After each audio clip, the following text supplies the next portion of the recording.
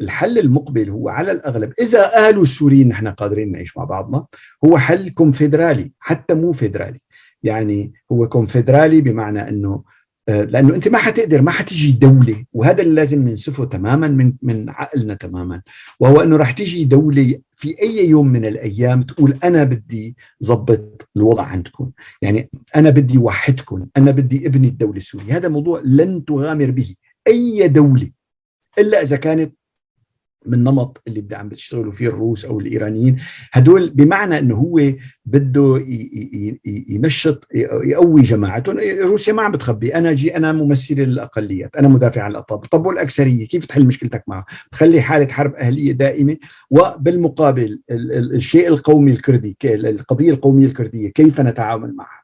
اذا الفكره الرئيسيه اللي بدي اوصلها وهي انه الجانب الطوعي هو الاساس. طوعي بمعنى انه تعالوا لكم نحن عم يثبت انه ما بنقدر، لازم نعيش سوا. الخيار الاحسن لنا جميعا انه نعيش سوا. اذا لا خلاص بتنفصل القصه، يعني ما في حدا يفرض على الثاني اللي ما بيريده. وبالتالي شو اللي بيرضي؟ هويه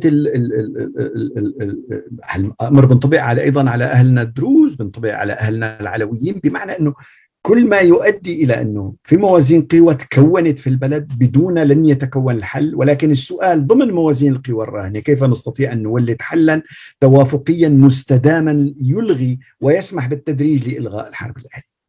وبالتالي أنا ما عندي شك بأن سوريا إذا كانت ستبقى موحدة، إذا تم توحيدها عمليا، هذا ما هي موحدة، فسيتم ذلك عبر اتفاقات طوعية يتم على أساس دولة كونفدرالية.